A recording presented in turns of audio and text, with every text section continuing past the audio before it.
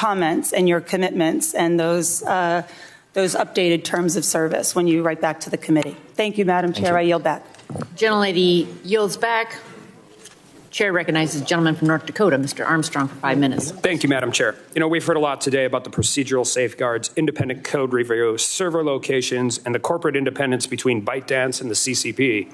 But I think there's something else a little more telling. You know, when you were asked about Chinese censorship, you pivoted immediately to drug use in Singapore. You have absolutely tied yourself in knots to avoid criticizing the CCP's treatment of the Uyghur population. And I think it begs the first question, before we ever get to Project Texas, which I'll get to in a section.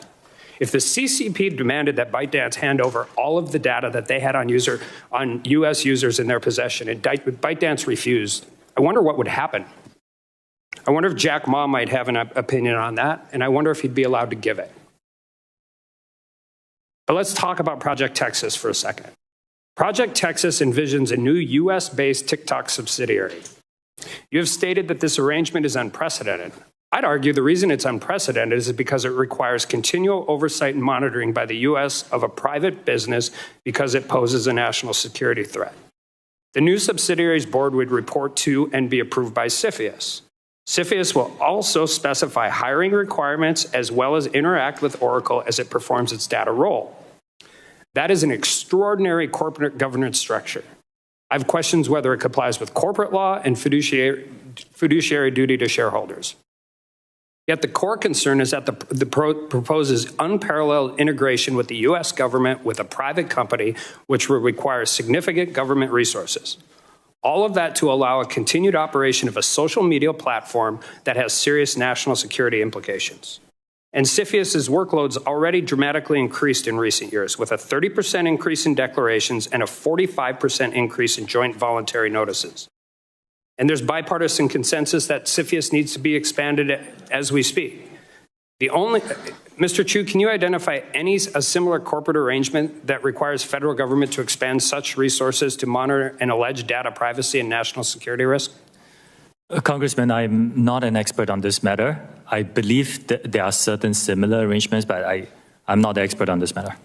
Well, the only one I could find was the UK created the Huawei Cybersecurity Evaluation Center in 2010 to assess Huawei's tech and to detect malicious activity and guard UK's networks. That's worked so well that the United Kingdom is now planning on kicking Huawei out of Great Britain. You stated that TikTok has invested $1.5 billion in Project Texas. Are you aware of any discussions or proposals that entail TikTok funding or offsetting the costs of CFIUS' role? Those discussions are, I need to get back on the specifics, but I can tell you, yes, we did spend approximately $1.5 billion US on our side. You spent $1.5 billion on Project Texas. But do you have any, you agree that if CFIUS takes on this role, they're going to need a massive influx of dollars in human resources, right? I cannot speak on behalf of CFIUS, Congressman. Should the U.S. government expend such resources to create this extraordinary arrangement for TikTok, especially considering alleged data privacy and national security risks? Congressman, I cannot speak on behalf of the United States. Well, but Project Texas doesn't work without CFIUS. Right? Project Texas, as you guys have proposed it, does not work without CFIUS involvement. The idea behind Project Texas is the firewall of U.S. user data, make sure it's stored by an American company, overseen by American personnel, and we will invite third-party monitors to monitor this. So that, in essence, at least as far as I know, is the majority of the cost, because it will rely on not just us building the infrastructure, but us, finding and hiring these third-party monitors who are vetted to come in and monitor this structure. You talked earlier about the shareholders' ownership of TikTok, and you said 60% is global investors, 20% is employees, and 20% is original founders. Are all those voting shares the same? No, the founder has weighted voting rights, as is common in our industry. So as far as a voting block of shares owned in ByteDance, do you know if the Chinese Communist Party, not Chinese government Communist Party officials, the Chinese Communist Party, do you know what their percentage of the actual voting block share of ByteDance is? The Chinese Communist Party doesn't have voting rights in ByteDance. Chinese Communist Party members. is a different question. Do the founders control the voting block of ByteDance's shares? I do know that the founder himself is not a member of the Communist Party, but we don't know the political affiliation of our employees because that's not something we ask. Does the Chinese government know the political affiliation of their Chinese citizens? I cannot answer that question on their behalf. I yield back.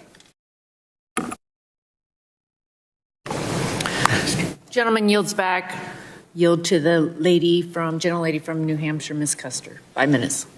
Thank you, Madam Chair. Mr. True, I just want to say I agree with all of the comments of many of my colleagues today that we need to take a close look at whether TikTok poses a national security risk.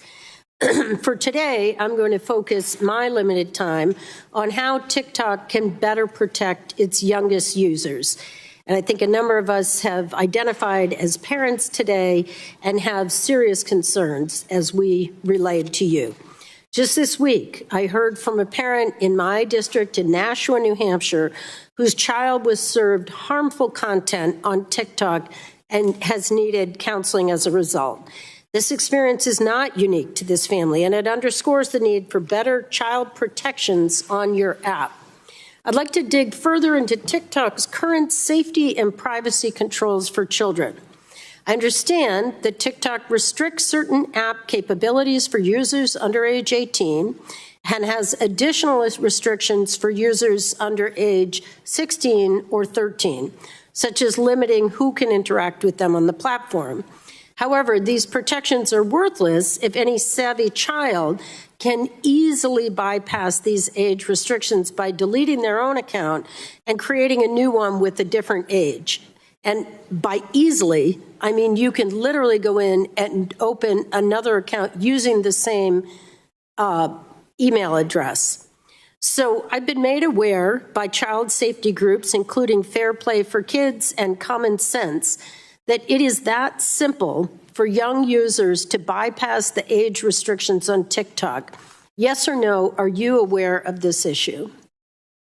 I apologize. I think that's a great question that you raised. If a user inputs an age and is blocked, my understanding is that if the user tries to do it again within a short period of time, and I won't disclose publicly. We did it in our office yesterday. You can go right back in, use the exact same email address, and open a new account. So can I get your commitment that you will at least fix that bug? I will go and have a look at it, yes. Thank you. If we're here today to talk TikTok and not other platforms, but I'm happy to look at legislative solutions. In the interim, TikTok has a responsibility to do more to protect its young users, and I will accept your commitment to take a look at fixing that issue. Will you, let's see. Sorry, I recognize that TikTok has made efforts to provide parents and guardians increased options to monitor and limit their child's activity on the app, including family pairing and time limit features. But I still have concerns. In order to access family pairing, parents then must download the app onto their phone. And this sounds like a design to lure more users onto the app rather than a practical safety feature. Furthermore, downloading the app may not be a viable option for many parents. Mr. Chu, will TikTok commit to developing other methods for parents to monitor their child's use of the app without having to download the TikTok app on their phone? I can look into that specifically and get back to you. But the family pairing that you mentioned is a very good tool that we developed. I encourage parents with teenagers to use it. But it's not a perfect tool. And let me just say, one of my concerns is that the minimum time limit TikTok lets parents set for their children is 40 minutes, which for a young child is a very long period of time. Actually, giving parents control would mean providing them the freedom to set the screen time that makes sense for their family.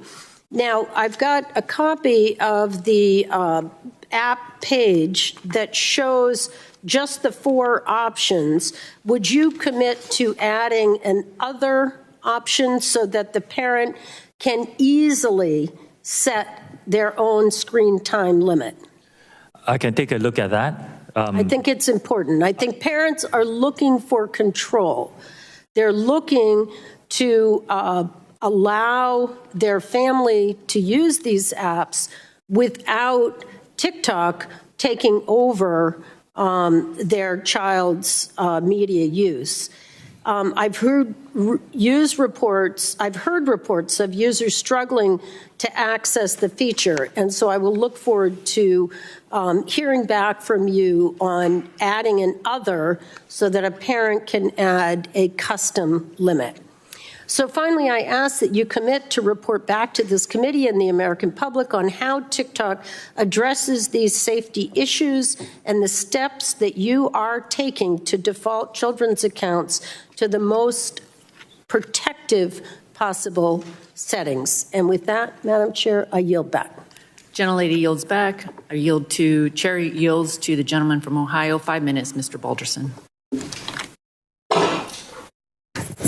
Thank you, Madam Chair. Thank you, Mr. Chen, for being here today. I would like to start by inserting into the record a report entitled TikTok, ByteDance, and Their Ties to the Chinese Communist Party, which was published by the Australian Parliament just over a week ago. If I could add that to the record, Without please. objection, so ordered. Thank you, Madam Chair. Mr. Chu, we know that your company's algorithm has been exposed for delivering videos to China that encourages them to develop eating disorders, promotes challenges that have caused children to accidentally commit suicide, glorifies the use of drugs and pornography. Despite the constant media coverage of this issue, your company continues to feed our children this dangerous and harmful content. Can you explain to parents back in my congressional district why it should be their burden and not TikTok's to set up the guardian parental controls for their children so that they do not view content which encourages eating disorders or committing suicide? Congressman, I take these issues very seriously. If the user is a teenage user on our platform, we actually have a differentiated experience, including certain models that we are building with experts to help identify certain content that's not inherently harmful, but could lead people to eating disorders. Anything that glorifies eating disorders is violative of our platform, and we remove that. And I want to assure you that I take this very, very seriously, this commitment. Okay. Mr. Curtis, my colleague, mentioned the use of heating tool on your platform to make specific videos go viral or get more views. Does TikTok use a cooling tool where employees can manually limit the amplification of content that TikTok should hide, like content that promotes eating disorders, drug use, or suicide among children? The only promotion tool that we have is approved by the local teams, so in the U.S. by the U.S. team, and it's for commercial purposes like Taylor Swift. I think when she onboarded, we, So heated a little. Yes or no? I just want to make sure that I'm answering your question with specifics. If this tool exists, why isn't it being used to cool then the spread of dangerous content? I mean, why is it still happening? Dangerous content has that violates. We remove them when we see them. We actually remove them from the platform. Okay. The fact of the matter here is that despite whatever action you take, that TikTok is taking to protect teens, your algorithm continues to promote harmful content. Wouldn't you agree that indicates there is something inherently wrong with the algorithm your platform employs? I do respectfully disagree with that. The algorithm drives a great user experience for many, many users. I talked about STEM content. That has 116 billion views on our platform. I want one more example. Book Talk is a trend that happened on our platform. Is to encourage people to read. And globally, it has 115 billion views, and it's fantastic. I've heard people telling me that they are reading more because of Book Talk. So there is a lot of good and joy and positive that can be derived from the TikTok experience. Yes, there are some bad actors who come in and post violative content, and it's our job to remove them. But the overwhelming experience is a very positive one for our community. But if it's your job to remove them, it's been said many times here today about the 41 days that video stood up with addressing the chairwoman. After this, I'm going to go and look into the specifics of that. All right, thank you. Madam Chair, I yield back. Gentleman yields back. Chair recognizes the lady from Texas, Ms. Fletcher, for 5 minutes. Thank you, Chairwoman McMorris Rogers, and thanks to Ranking Member Pallone for holding today's hearing, and thank you, Mr. Chu, for appearing today. It's been a long day, but we're here to learn about a complex set of issues that relate to TikTok and how to address them. And I think